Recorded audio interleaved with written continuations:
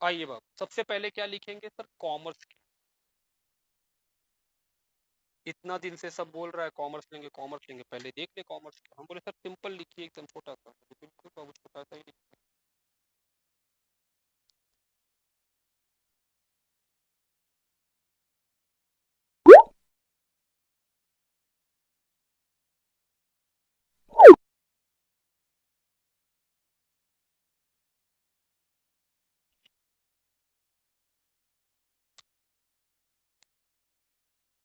हम बोल रहे हैं सर कॉमर्स एक एक्टिविटी है जो खरीदने और बेचने को लेके डील करता है।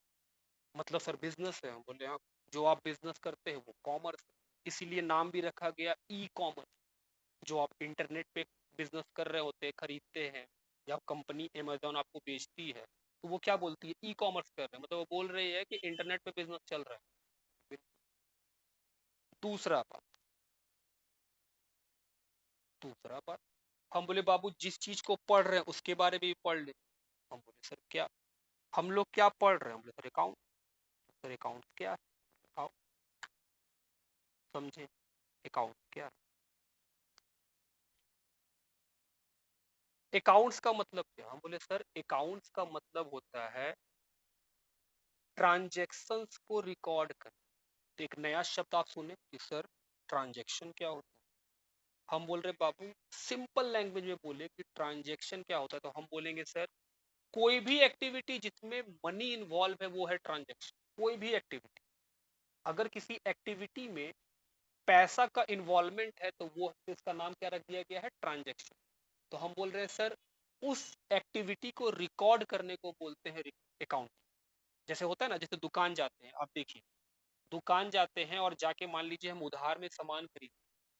तो जब हम लोग सामान उधार में खरीदते देखते हैं दुकानदार आपका नाम के आगे क्या सामान खरीदते हैं वो लिख करके, पैसा लिख करके एक कॉपी आपको देता है, एक कॉपी खुद के पास रख लेता है। तो वो क्या कर रहा है? हम बोले सर वो रिकॉर्डिंग कर रहा है। किस चीज का रिकॉर्डिंग कर रहा है? हम बोल रहे सर जो लेन देन हुआ है उसमें पैसा इन्वॉल्व। वो हमको सामान दिया, हम उसको पैसा अभी नहीं दिए हैं, तो उधार चल रहा है, तो कभी ना कभी तो देंगे, मतलब पैसा का तो इन्वॉल्वमेंट आ चुका है। तो वो क्या है? हम बोल रहे सर वो ट्रांजेक्शन। तो वो जो रिकॉर्ड किया है ट्रांजेक्शन को उसको क्या बोलते हैं? अकाउंटिंग। तो हम लोग लिखेंगे कि अकाउंटिंग क्या है। आइए लिखे, accounting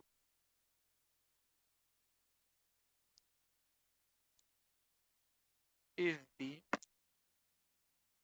art of recording, classifying,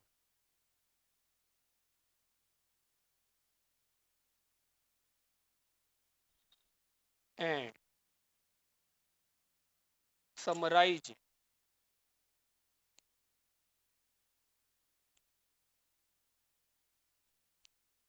लिखिए बाबू साथ साथ।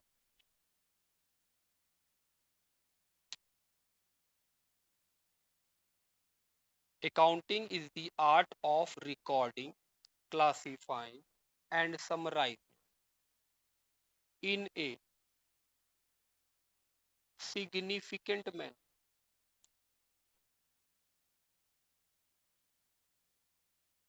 and in terms of money,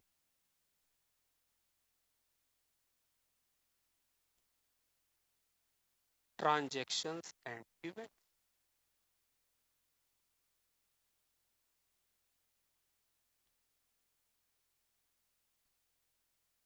which are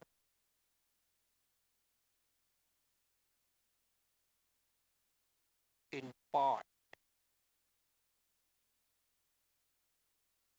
at least of financial nature। अभी लिख रहे बाबू, फिर समझाएंगे।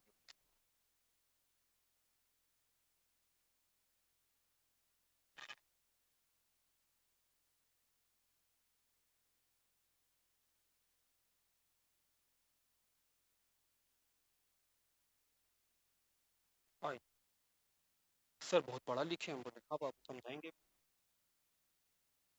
हम बोल रहे सर अकाउंटिंग, आप बोले थे कि ट्रांजैक्शंस को रिकॉर्ड करने को बोलते हैं अकाउंटिंग। बोले हाँ, लेकिन डेफिनेशन थोड़ा बड़ा है।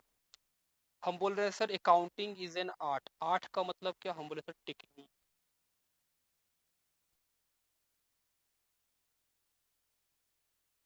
टेक्निक, हम बोल रहे हैं सर अकाउंटिंग क्या है, एक टेक्निक है। क्या चीज का टेक्निक है, रिकॉर्ड करने का। जो पैसे में चीज हो रही है उसको रिकॉर्ड करने का टेक्निक है सर। रिकॉर्डिंग, हम बाबू दुकान गए सामान खरीदे, जो बिल बना वो क्या हो रहा है, रिकॉर्डिंग, वो रिकॉर्ड कर रहा है। क्लासीफाइंग, क्लासीफाइंग का मतलब हम बोल रहे हैं, सुनिएगा, एक आदमी पूरे महीने में हो सकता है मेरे दुकान पे आए और वो शायद 10 बार सामान खरीदे। तो जब हम उस आदमी को रैंडम लिख रहे होते हैं, क्योंकि एक महीने में सिर्फ वही आदमी तो आ नहीं रहा होगा, बहुत सारे ग्राहक आते हैं मेरे दुकान में, जो आते हैं कस्टमर, वो कस्टमर आते हैं सामान खरीदते हैं। तो हम बोल रहे हैं सर, जो आदमी बार बार खरीद रहा है उसको हम क्या करते हैं, अलग से भी लिख लेते हैं कि हाँ, ये इस तारीख को इतना खरीदा, 10 तारीख को इतना खरीदा, 5 तारीख को इतना खरीदा। तो क्लासीफाई कर लेते हैं कि हाँ, ये राम अलग है, मोहन अलग है, सोहन अलग है। जबकि वो डेली आता होगा, तो डेली हम सीरीज में लिखते होंगे कि पहला कस्टमर, दूसरा कस्टमर, तीसरा कस्टमर, चौथा कस्टमर। तो जब हम लोग रिकॉर्ड करते हैं तो वो क्या होता है कि सर वो तो रेंडमली रिकॉर्ड हो गया। फिर हम लोग को जानना हो कि राम को कितना का सामान बेचे हैं पूरे मंथ में, तो क्या करते हैं सर, राम का जितना भी ट्रांजेक्शन होते हैं, जितना भी वो सामान खरीदा है, उन सबको हम अलग से लिख लेते हैं कि राम का ये ट्रांजेक्शन। तो हम बोल रहे हैं सर, उसको बोलते हैं क्लासीफाइंग। कि सर एक जगह में एक आदमी का सारा बात लिख लेना, उसको बोलते हैं क्लासीफाइंग। एंड समराइजिंग, समराइजिंग का मतलब हम बोल रहे हैं सर, अगर वो 10 बार खरीदा है और वो हमसे आके पूछ रहा है कि बताओ मेरा कितना पैसा बाकी है, तो हम उसको क्या बोलेंगे, तुम इस दिन को आया था इतना बाकी है, इस दिन को आया था इतना बाकी है। इस तरह थोड़ी बोलेंगे, हम बोलेंगे दोस्त तुम्हारा पूरे मंथ में इतना बाकी। तो अगर पूरे मंथ का हम बताएंगे उसको कि तुम्हारे पूरे मंथ में इतना बाकी है, तो उसके लिए क्या चाहिए आपको कि सर सारा चीज को आप समराइज करके छोटा करके एक जगह लिख लिए। तो हम बोल रहे हैं सर, ये तीनों ही एक्टिविटी क्या है, अकाउंटिंग है सर। ये तीनों एक्टिविटी क्या रिप्रेजेंट करता है, अकाउंटिंग। तो हम लोग क्या बोले, accounting is the art of recording, record करते हैं उसको भी अकाउंटिंग बोलते हैं। क्लासीफाई करते हैं सर, एक जगह में लिखते हैं एक जैसे चीजों को, उसको क्लासीफाई बोलते हैं। और क्या करते हैं सर, समराइज करते हैं, फिर छोटा कर लेते हैं ताकि बताने में लोगों को आसान हो। In a significant manner, in a significant manner का मतलब एक तरीके से, ऐसा नहीं है कि जैसे तैसे रिकॉर्ड कर दें, एक प्रॉपर तरीके से उसको रिकॉर्ड करें। हम बोले हाँ। And in terms of money, और ये जो रिकॉर्डिंग, क्लासीफाइंग और समराइजिंग होगा वो किस में होना चाहिए, पैसे में, क्योंकि सर अकाउंट्स पैसे में डील करता है। अगर किसी चीज में मनी का इन्वॉल्वमेंट नहीं होगा तो क्या अकाउंट्स का इन्वॉल्वमेंट होगा, हम बोले नहीं, अकाउंट्स का इन्वॉल्वमेंट नहीं होगा। ट्रांजेक्शन और इवेंट्स, वो क्या होंगे, ट्रांजेक्शन और इवेंट्स। सर ट्रांजेक्शन तो आप बताए थे कि ट्रांजेक्शन का मतलब क्या होता है, हम बोले बाबू कोई भी एक्टिविटी जिससे आपका फाइनेंस बदल जाए, जिससे आपके फाइनेंस पे इफेक्ट पड़ जाए, उसको बोलते हैं ट्रांजेक्शन। फाइनेंस का मतलब हम बोले सर पैसा, पैसे में इफेक्ट पड़ेगा, ट्रांजेक्शन होगा। एंड इवेंट्स, हम बोले इवेंट्स पे बात करेंगे, हम लिखेंगे which are in part at least of financial nature, बोल रहा है इसमें कुछ ना कुछ पैसा का इन्वॉल्वमेंट होना चाहिए। Interpreting the result, interpreting the result, हम बोल रहे सर, जब आप किसी चीज को रिकॉर्ड कीजिएगा तो उसको पढ़ करके हम किसी निर्णय पे तो पहुंचेंगे, इस तरह से रिकॉर्डिंग किया जाता है। अकाउंटिंग का मतलब क्या, हम बोल रहे हैं सर, अकाउंटिंग का मतलब होता है रिकॉर्ड करना, क्लासीफाई करना, समराइज करना ट्रांजेक्शन, कुछ इस तरह से, इस इस तरह से रिकॉर्ड करना है हम लोग को जिससे एक रिजल्ट निकले। मतलब उसको पढ़ करके हम बता सके कि हाँ क्या हुआ है बिजनेस। तो बिजनेस में क्या होता है, या तो प्रॉफिट या लॉस। तो अकाउंट्स आपका क्या करता है, वो इस तरह से रिकॉर्ड करता है आपके लेन देन को, आपके पैसे वाले चीजों को इस तरह से रिकॉर्ड करता है जिससे आप एक रिजल्ट पे पहुंच सकते हैं। मतलब आप प्रॉफिट लॉस देख के बता दीजिएगा कि इतना एक साल हम बिजनेस किए हैं तो मेरे बिजनेस में प्रॉफिट हुआ है या लॉस हुआ है। ये कब पॉसिबल है, जब आप क्या मेंटेन करते हो, अकाउंटिंग को मेंटेन करते हो, आप अकाउंट को फॉलो करते हो, तब आप बता पाइएगा क्या प्रॉफिट है और क्या लॉस। यहाँ तक का बात ठीक मेरा कि सर अकाउंट्स क्या होता है, हम बोले हाँ। चलिए आगे बढ़ेंगे बाप। आगे लिखेंगे अगला नाम ट्रांजैक्शन। सर ट्रांजैक्शन क्या होता है? बोले आओ लिखें। Third number transaction. ट्रांजैक्शन क्या? हम बोले sir any economic activity which changes the financial position or affect the financial position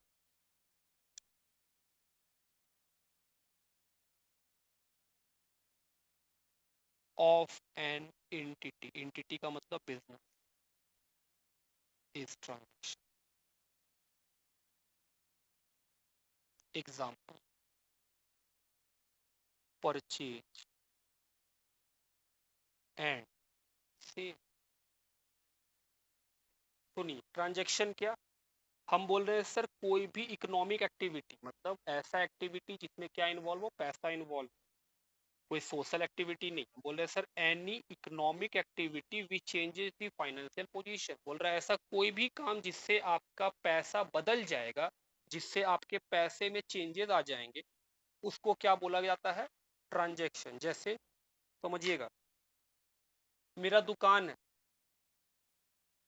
और हम 1000 रुपया का सामान बाजार से खरीद के लाए, तो आप बताओ अगर हम 1000 रुपया का सामान बाजार से खरीद के लाए हैं बाबू, तो मेरे पॉकेट का पैसा वही रहेगा या बदल जाएगा? बदल जाएगा, क्योंकि सर आप अगर बाजार से सामान खरीद के लाए तो आपको 1000 रुपया देना पड़ गया, तो आपके पॉकेट में जो पैसा था उसमें कितना कमी आ? 1000 रुपीज। तो हम बोल रहे हैं सर ये ट्रांजेक्शन है, आपके पैसे में इफेक्ट पड़ा, या तो घट रहा है या तो बढ़ रहा है, आपका पैसा में कुछ ना कुछ हो रहा है, इसीलिए ये क्या बन गया? ट्रांजेक्शन। सेल, सामान बेच दिए तो क्या मिलेगा? सर पैसा मिलेगा। आज मिले कल मिले कभी भी तो मिलेगा। तो हम बोल रहे हैं सर सामान को बेच के पैसा मिला, तो क्या आपके पॉकेट में रखा हुआ पैसा में चेंज आया कि नहीं आया? हम बोले बिल्कुल आया, इफेक्ट पड़ा है, मेरा पैसा बढ़ गया। तो क्या ये ट्रांजेक्शन है? हम बोले हाँ ये ट्रांजेक्शन। बात समझ में आती है बाबू कि सर ट्रांजेक्शन क्या है? चलिए तो लिखिए पहले अगला नाम इवेंट। सर इवेंट क्या?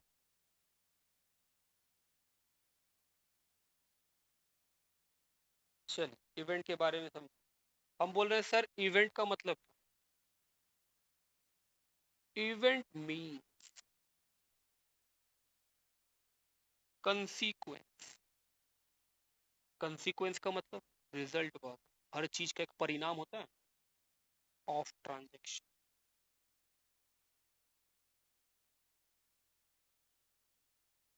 इवेंट का मतलब क्या? हम बोल रहे हैं सर जो ट्रांजेक्शन किए हैं, जो लेन देन हो रहा है, उसका क्या रिजल्ट है? हम बोले सर मतलब बताइए फिर से। हम बोले सुनिए एग्जाम्पल लिखेंगे तो आप समझ जाइए। प्रॉफिट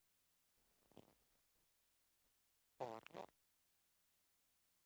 सोचिए, हम बोल रहे हैं सर ट्रांजेक्शन में आप बोले थे कोई सामान खरीदे ट्रांजेक्शन है क्योंकि पैसा इन्वॉल्व, कोई सामान बेचे वो भी ट्रांजेक्शन है क्योंकि उसमें पैसा इन्वॉल्व। अब एक एग्जांपल लीजिए, मेरा एक दुकान है, किस चीज का दुकान है? हम बोल रहे हैं सर कपड़ों का दुकान। हम कपड़ा बाहर से खरीद के लाते हैं और फिर उसको बेच देते हैं।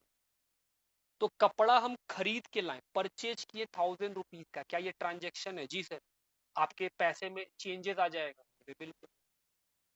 और फिर उसको हम बेच दिए 1200 में, क्या ये भी एक ट्रांजेक्शन है? हम बोले हाँ सर। आपके पैसे में फिर इफेक्ट आएगा। तो हम बोले सर 1000 में खरीदे 1200 में बेचे, तो क्या 200 रुपया का रिजल्ट नहीं निकल गया कि सर आपको 200 रुपया का फायदा है? इस ट्रांजेक्शन को करने से एक रिजल्ट प्रोड्यूस हुआ। हम बोल रहे हैं सर जो रिजल्ट प्रोड्यूस होता है उसी को तो बोलते हैं इवेंट। वही लिखे कि sir event means consequences of transaction. Transaction करने से क्या परिणाम आएगा, उस परिणाम का नाम क्या, इवेंट। सर रिजल्ट जो आएगा वही तो इवेंट।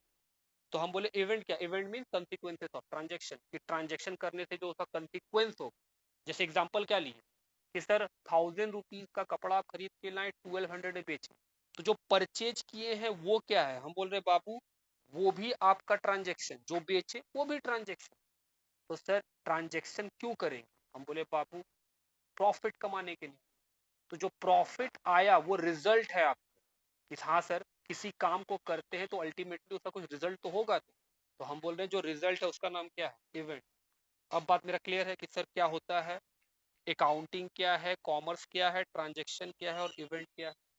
आइए किसी को कोई डाउट है बाबू यहाँ तक में तो पूछिए, एक बार हम फिर समझा देंगे आपको। देखिए किसी बच्चे को कोई डाउट है, इतना दूर तक का बात में कोई डाउट। चल, कोई कुछ नहीं बोल रहा है तो कोई डाउट नहीं है, मैं सामान साथ साथ लिखते चलिएगा। चलिए लिख लिए होंगे।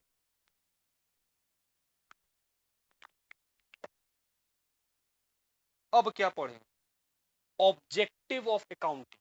क्यों करे अकाउंटिंग, किसी काम को करने का ऑब्जेक्टिव तो होता ही है लाइफ। जैसे आप क्यों पढ़ रहे हैं, सर आगे चल करके हमको सीएस बनना है, किसी को बैंक में जाना है, किसी को कुछ और बनना है, तो आपके पास ऑब्जेक्टिव क्लियर है तभी तो आप पढ़ाई कर रहे हैं। तो हम बोल रहे हैं सर अकाउंटिंग करेंगे तो उसका भी तो कुछ ऑब्जेक्टिव होगा कि क्यों अकाउंटिंग करें। बिल्कुल। आई अगला पॉइंट लिखेंगे फिर, ऑब्जेक्टिव ऑफ अकाउंट। सर आप बोले थे प्रैक्टिकल पेपर, बोले बाबू प्रैक्टिकल पेपर तो है लेकिन पहले क्योंकि नया पेपर है तो आपको जानना ना पड़ेगा कुछ कुछ बात, उसके बाद तो हम दिखा पाएंगे कि हाँ प्रैक्टिकल पेपर में कैसे करना है। चलिए जानते हैं क्या क्या ऑब्जेक्टिव है अकाउंटिंग। पहला objective systematic record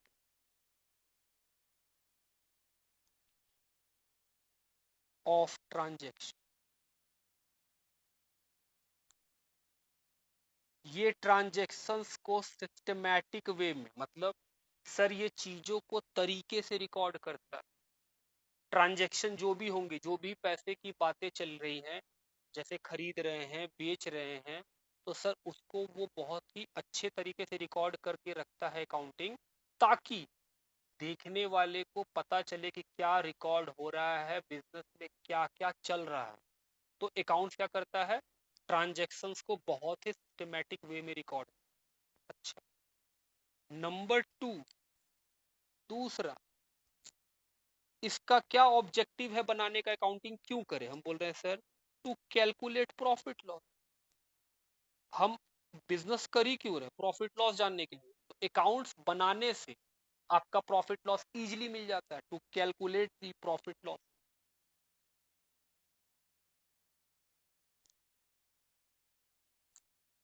of the business.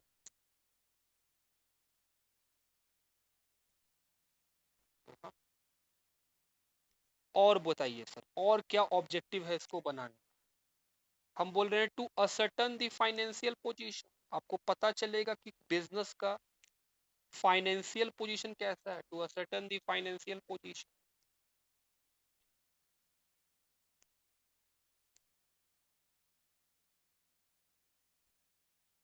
Of the business.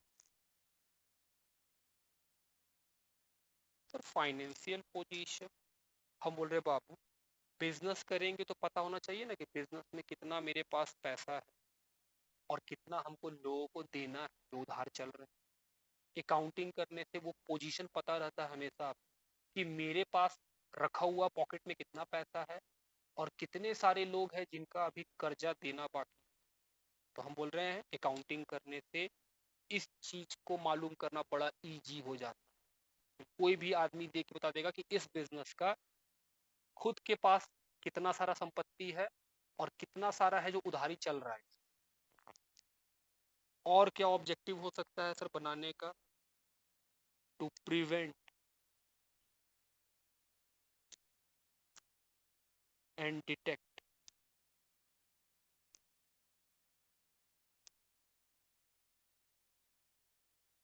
Fraud and error.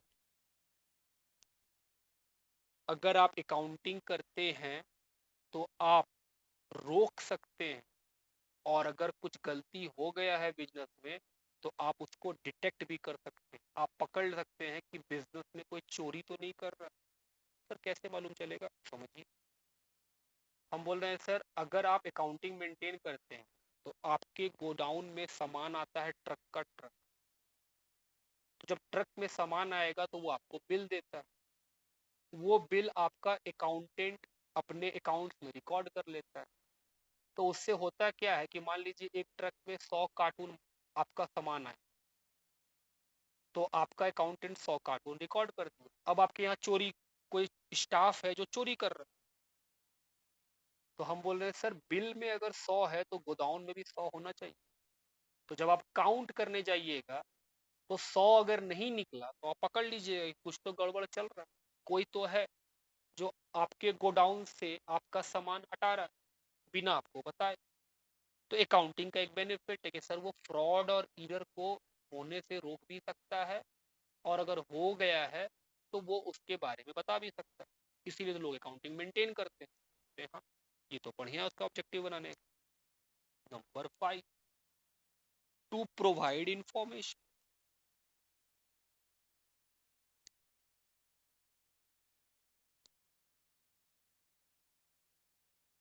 To various party.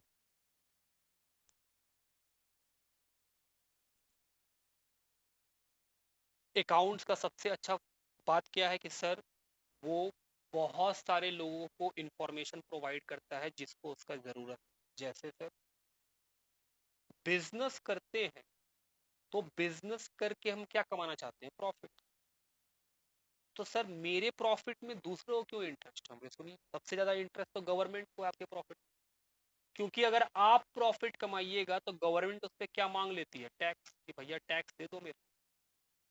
तो गवर्नमेंट को ये बात कैसे मालूम चलेगा कि तुम कितना प्रॉफिट कमाता है और नहीं कमाता है, अकाउंट से। अकाउंट बताएगा देखो भाई ये है मेरा पूरा 1 साल का ट्रांजेक्शन जिससे हमको इतना प्रॉफिट हुआ है, और इस प्रॉफिट पे हम टैक्स देते हैं।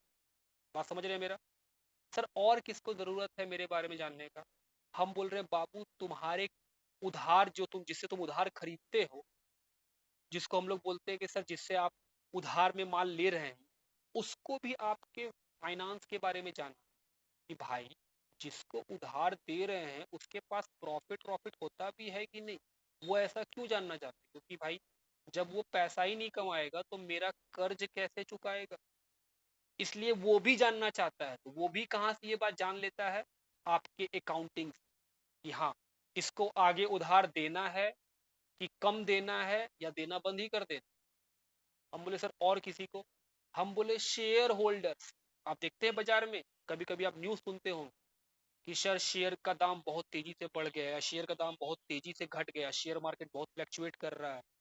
तो हम बोल रहे हैं सर जो आप, अगर कोई कंपनी बहुत प्रॉफिट कमाती है तो उस पे लोगों का भरोसा बहुत बढ़ जाता है, इसलिए उसका शेयर का दाम बढ़ जाता है। लोगों को लगता है कि जब ये कंपनी कमा रही है तो बढ़िया है, हम इसका शेयर खरीद लेते हैं।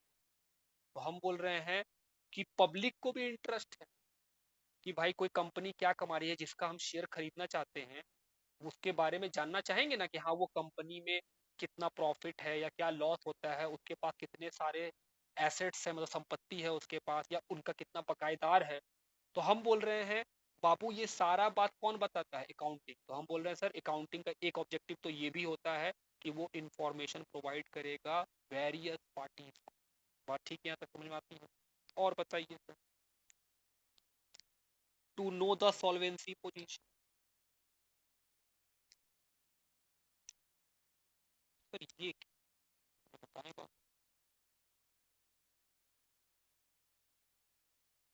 एक ऑब्जेक्टिव तो ये है, सॉल्वेंसी का मतलब आपके पास पैसा है या कंगाल हो। इनसॉल्वेंसी का मतलब कंगाल, दिवालिया। सॉल्वेंसी का मतलब आपके पास पैसा है। अकाउंटिंग करने से अकाउंटिंग बिजनेस के बारे में बताएगा कि इसके पास पैसा है या नहीं। सॉल्वेंसी का मतलब होता है कि आपके पास इतना पैसा है कि आप अपने सारे जितने भी उधार जिससे जिससे लिए हैं उनका पैसा आप चुका सकते हैं, तो आप सॉल्वेंट है, आपके पास पैसा है। तो अकाउंटिंग एक हेल्प तो ये कर देता है कि वो बता देगा कि आपका सॉल्वेंसी पोजीशन कैसा है, मतलब आपके पास पैसा है या फिर आपके पास पैसा नहीं। ये कुछ ऑब्जेक्टिव हम लोग लिखे कि सर अकाउंटिंग का ये ऑब्जेक्टिव है, क्यों बनाना चाहिए। फटाफट एक बार रिवाइज कर ले हम लोग। सर सबसे पहला ऑब्जेक्टिव क्या है, क्योंकि सर ये ट्रांजेक्शन को सिस्टमैटिक तरीके से रिकॉर्ड करता है। दूसरा ऑब्जेक्टिव सर ये प्रॉफिट लॉस बताता है बिजनेस। तीसरा ऑब्जेक्टिव सर बिजनेस का फाइनेंशियल पोजीशन बताता है अकाउंटिंग। फाइनेंशियल पोजीशन सर कितना संपत्ति है और कितना इसके देना है किसी दूसरे आदमी। चौथा ऑब्जेक्टिव सर ये गलतियों को पकड़ लेता है या बेईमानियों को पकड़ लेता है।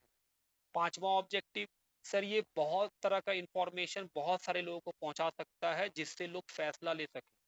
और छठा ऑब्जेक्टिव कि सर अकाउंटिंग आपको बता सकता है कि बिजनेस के पास पैसा है या बिजनेस कंगाल हो चुका। हम बोले हाँ, ये भी कर सकता है। चलिए आगे बढ़ेंगे। आगे क्या लिखेंगे सर, आगे लिखेंगे एडवांटेज ऑफ अकाउंट, क्या फायदे हैं, और लिखे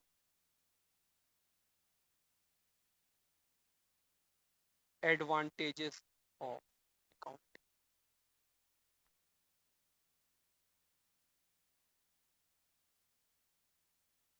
अकाउंटिंग के क्या आपको बेनिफिट मिलेंगे। हम बोल रहे हैं सर ये जो ऑब्जेक्टिव लिखे ये अपने आप में एक बेनिफिट ही तो है अकाउंटिंग। हम बोले हाँ बाबू, उसी को कॉपी भी कर देंगे।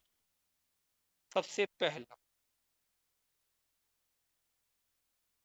Helpful in management of business.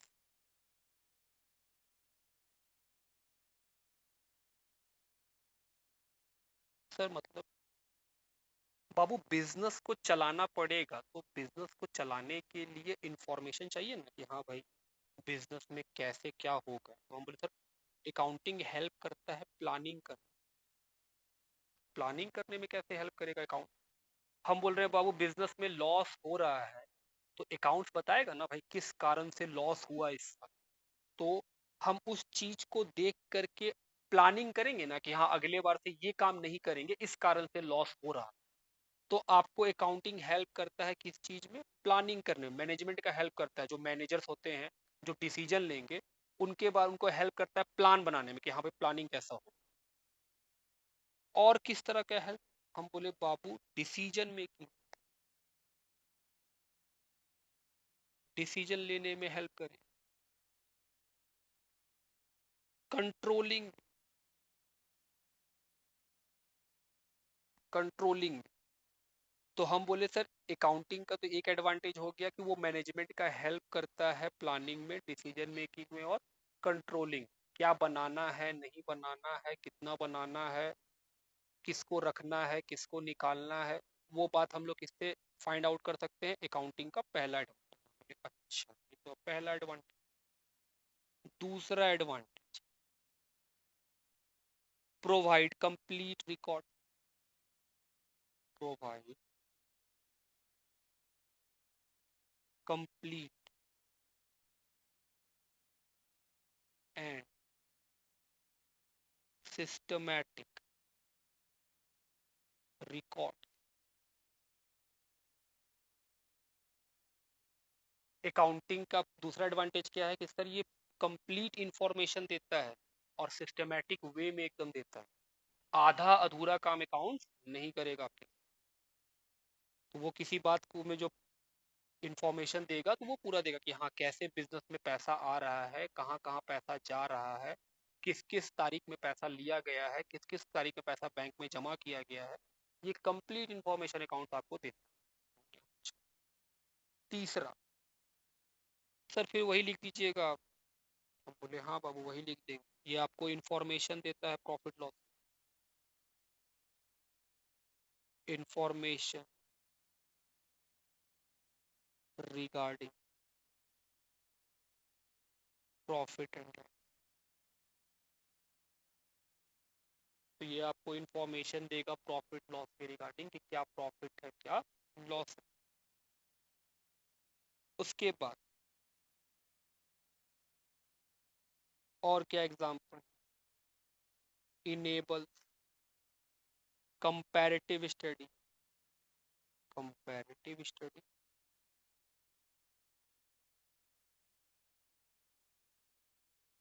अगर आप अकाउंट को हर साल बनाइएगा तो वो आपको बता देगा कि पिछले साल बिजनेस में क्या प्रॉफिट था, अगले साल क्या प्रॉफिट हुआ। तो उससे क्या होगा, आप कंपेयर कर पाइएगा कि मेरा बिजनेस इंक्रीज कर रहा है या मेरा बिजनेस अब घटना शुरू हो गया। तो कंपैरेटिव स्टडी करने में आपको हेल्प करता है अकाउंट, ये भी इसका एक एग्जांपल है कि हाँ कंपैरिजन किया जा सकता है, क्योंकि हर साल का रिकॉर्ड रखा हुआ रहता है। आप 2 ईयर निकाल के आप कंपेयर कर सकते हैं कि पिछले साल इतना प्रॉफिट हुआ था, अगले साल इतना प्रॉफिट हुआ है, तो हम अच्छा बिजनेस कर रहे हैं या बुरा बिजनेस। आगे आगे और बताइए सर, और क्या हो सकता है। हेल्पफुल इन रेजिंग लोन, पांचवा बात। यहाँ तक लिख लेते बाबू सबको, देखिए चेक सब तो लिख लिए होंगे अब तक।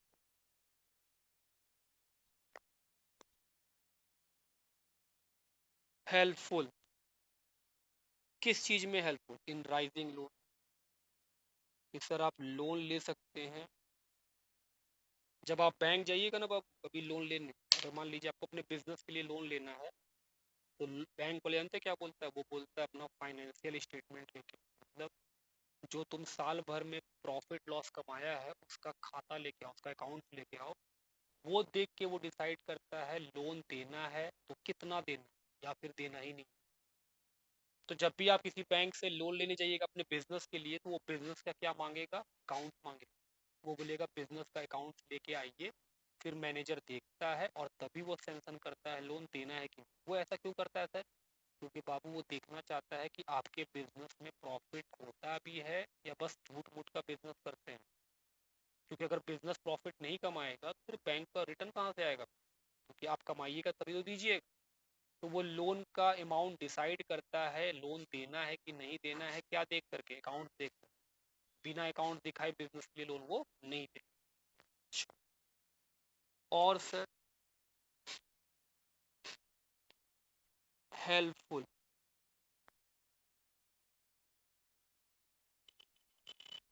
In assessment of tax.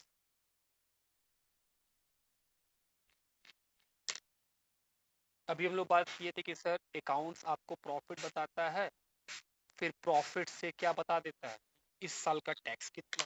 तो हम बोल रहे हैं सर एक एडवांटेज तो ये भी है कि वो टैक्स बता सकता है अकाउंट। हम बोले हाँ एक एडवांटेज तो ये भी है। और बताइए, एविडेंस इन लीगल मैटर्स। अच्छा, ये लीगल मैटर्स में एविडेंस का भी काम करता है, सबूत का भी काम करता है। मतलब sir court of law India में इंडिया में क्या दुनिया में कहीं भी अकाउंट्स को एविडेंस सबूत की तरह माना जाता है। अगर कल को बिजनेस कोर्ट में चला जाए कोई आदमी और बिजनेस पे इंजाम लगा दे कि नहीं ये टैक्स का चोरी करता है, तो अकाउंट्स बुक ला करके कोर्ट में प्रोड्यूस किया जाता है और कोर्ट उस चीज को एक्नॉलेज भी करती है, वो मना नहीं करती, वो बोलती नहीं ये अपने आप में क्या है, एक प्रूफ है। तो हम बोल रहे हैं सर, आवाज आ रहा है बाबू, एक बात था, ये था हम लोग का एडवांटेज। हम बोले अच्छा, अब सर एडवांटेज है तो फिर डिसएडवांटेज भी होगा। हम बोले बिल्कुल बाबू, ऐसा तो हो ही नहीं सकता है किसी चीज का एडवांटेज हो और डिसएडवांटेज ना हो, ऐसा कुछ भी नहीं धरती। आइए सुनिए, हम लोग अब क्या लिखेंगे सर, डिसएडवांटेज। अगला बात ये था हम लोग का पॉइंट नंबर 6, पॉइंट नंबर 7। तो 7 नंबर पॉइंट लिख रहे, disadvantage of account. Disadvantages of account. Sir accounting के डिसएडवांटेजेस बताओ। पहला डिसएडवांटेज, सर ये पर्सनल जजमेंट से इन्फ्लुएंस कर जाता है, क्योंकि सर अकाउंट्स बनाता कौन, हम बोले सर हमारे और आपकी तरह लोग ही बनाते। उससे क्या होता है कि सर पर्सन टू पर्सन वो डिफर कर जाता है कुछ कुछ मैटर के ऊपर। जैसे क्या लिख रहे हैं, हम बोल रहे हैं सर, आप बोल रहे हैं कि सबसे बड़ा डिसएडवांटेज तो यही है कि ये इन्फ्लुएंस कर जाता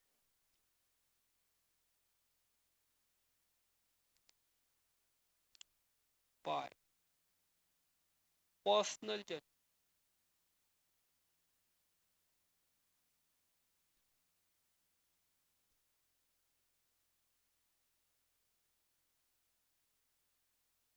जैसे सर हम बोले सुनिए, हम एक फर्नीचर खरीद के लाए अपने दुकान के काउंटर जो आप देखते हैं,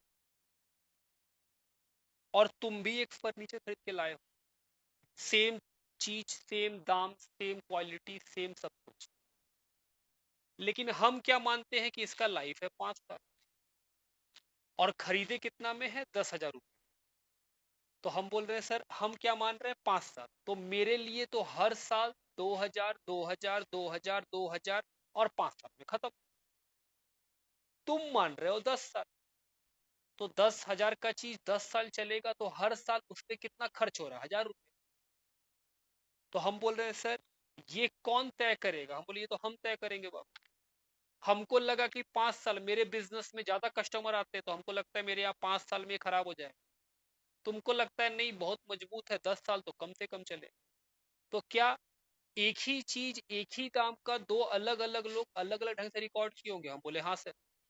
हम जब साल बीतता होगा तो हम बोलते होंगे 2,000 रुपये का सामान खत्म हो, तुम जब उसी सामान को एक साल बीतने पे बोलते होगे सिर्फ 1,000 रुपये खत्म हो, क्योंकि तुम उसका लाइफ कितना मान के रखे हो, 10 साल। हम उसका लाइफ कितना मान रहे हैं उस फर्नीचर का, 5 साल। तो हम बोल रहे हैं सर, क्योंकि ये आपका पर्सनल जजमेंट है, इस कारण से अकाउंटिंग में इफेक्ट आता है। हम बोले हाँ। तो ये अपने आप में एक सबसे बड़ा डिसएडवांटेज है कि कुछ कुछ चीजों के ऊपर आकर के आपका पर्सनल जजमेंट अकाउंटिंग को इफेक्ट कर देता है, और इसका कोई इलाज भी नहीं है। नंबर 2, बेस्ड ऑन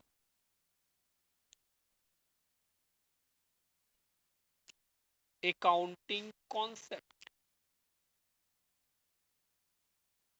एंड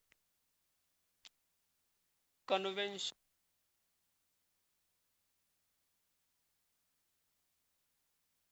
दूसरा डिसएडवांटेज क्या हम बोल रहे हैं सर, अकाउंटिंग जो है वो अकाउंटिंग कॉन्सेप्ट और कन्वेंशंस के ऊपर बेस्ड है।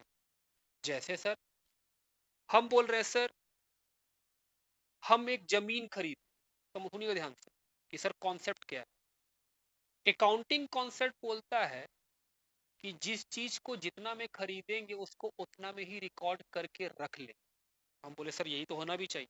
हम बोले आओ बाबू 2 मिनट बात करते हैं, एकदम रियलिस्टिक बात करेंगे हमारा। हम बोल रहे सर, पटना में हम आज से 50 साल पहले मेरे दादाजी जमीन खरीद, उस समय खरीदे थे 10,000 रुपया। कितना जमीन खरीदे थे, हम बोल रहे सर कम 2 कट्ठा जमीन सिर्फ 10,000 रुपये। लेकिन आज के दिन, और जब हम खरीदे तो मेरा बुक्स में कितना लिखा गया उसको, 10,000 रुपये के लिए 10,000 में खरीदे थे। लेकिन बाबू आज उस जमीन का दाम 5 करोड़ रुपया है बोरिंग रोड में। लेकिन मेरा बुक्स ऑफ अकाउंट्स क्या दिखाता है, 10,000। बताइए, 5 करोड़ का चीज और मेरा अकाउंट्स का बुक कोई देखेगा तो क्या बोलेगा, तेरे पास एक जमीन है, लैंड है, और उसका कीमत कितना है, 10,000। क्या ये बात जस्टिफाइबल है? आज हम उसको बेचने जाए मार्केट में तो 5 करोड़ में बिक रहा है, लेकिन मेरा अकाउंट्स का बुक क्या बोलता है ना, 10,000। खरीदे किसमें, 10,000। तो क्या एक डिसएडवांटेज नहीं है? तो ये डिसएडवांटेज क्यों जनरेट हुआ है सर, ये डिसएडवांटेज जनरेट हुआ है अकाउंटिंग कॉन्सेप्ट के कारण। अब आपको मेरे बात समझ में आ रहा है कि सर अकाउंटिंग कॉन्सेप्ट क्या मतलब क्या होता है। हम बोले हाँ, अकाउंटिंग कॉन्सेप्ट का मतलब होता है कि सर अकाउंटिंग कॉन्सेप्ट बोलता है कि जो जिस चीज में खरीदा जाएगा, जिस दाम में खरीदा जाएगा, उसी दाम में लिख के रखा जाएगा। हम बोले हाँ, ये तो भारी डिमेरिट। सर कन्वेंशंस क्या है, हम बोल रहे हैं कन्वेंशंस का मतलब होता है कि कुछ चीज को लेकर के एक प्रथा बनो। कन्वेंशंस का हिंदी क्या होता है, प्रथा, एक प्रथा चल रहा है।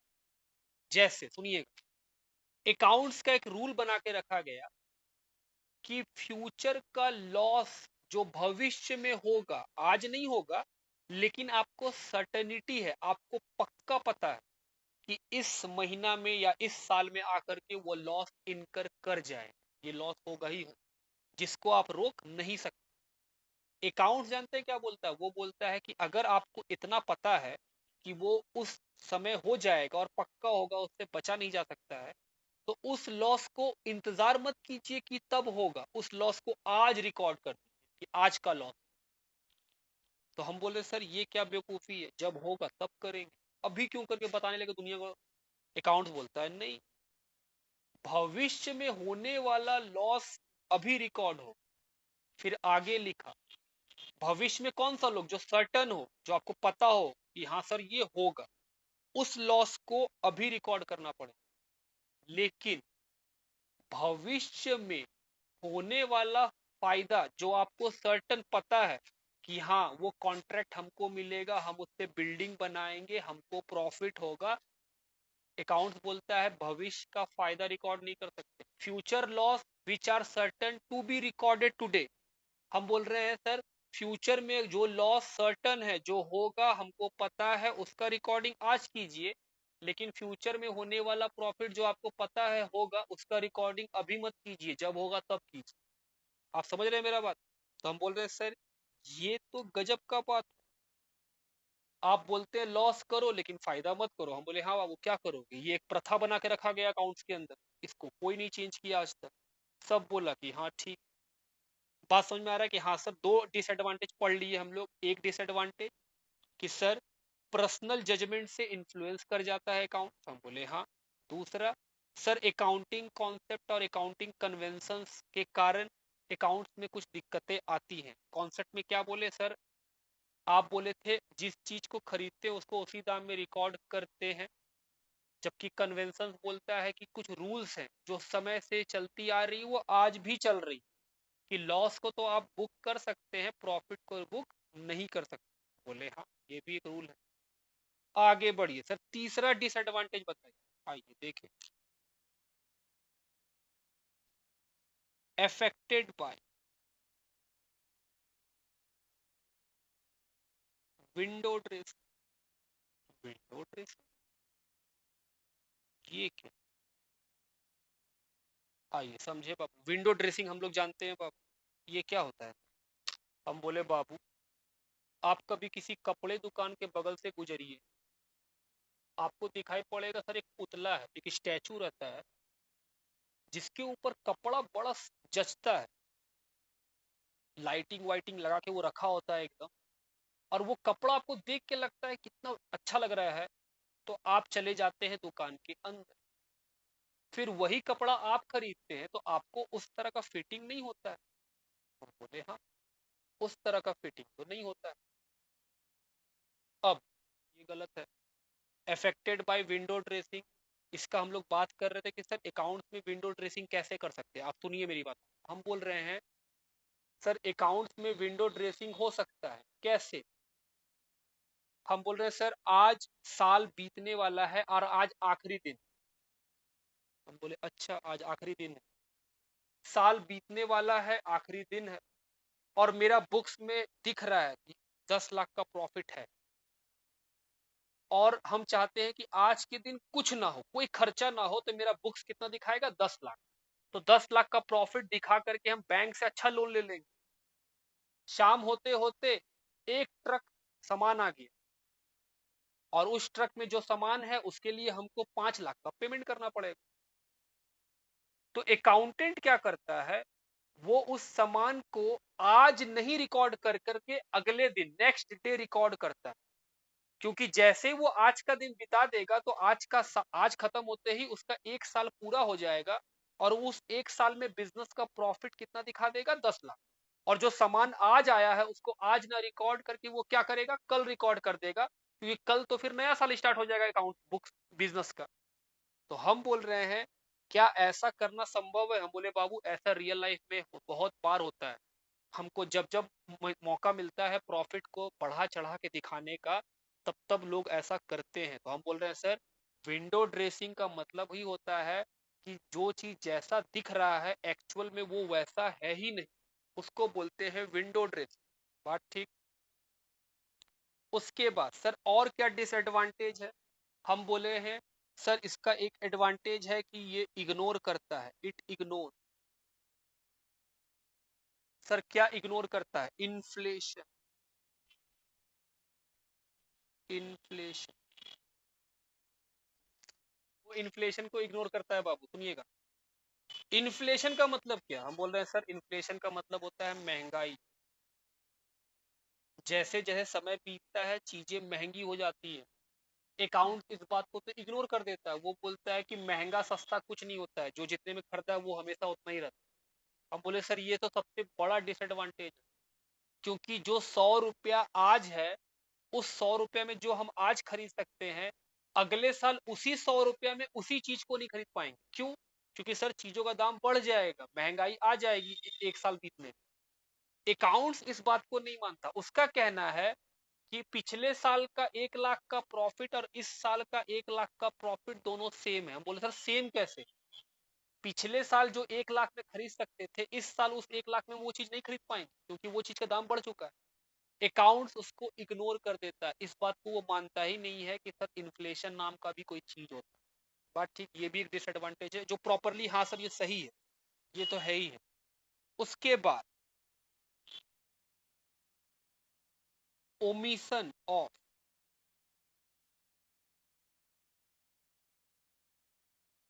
क्वालिटेटिव इंफॉर्मेशन, वो क्वालिटेटिव इंफॉर्मेशन छोड़ देता है। सर क्वालिटेटिव इंफॉर्मेशन, हम बोले और हम बोल रहे हैं बाबू, जो स्टाफ हमारे यहाँ काम करता है, बिजनेस में जो लोग काम करते हैं, हम उनको क्या देते हैं? सैलरी।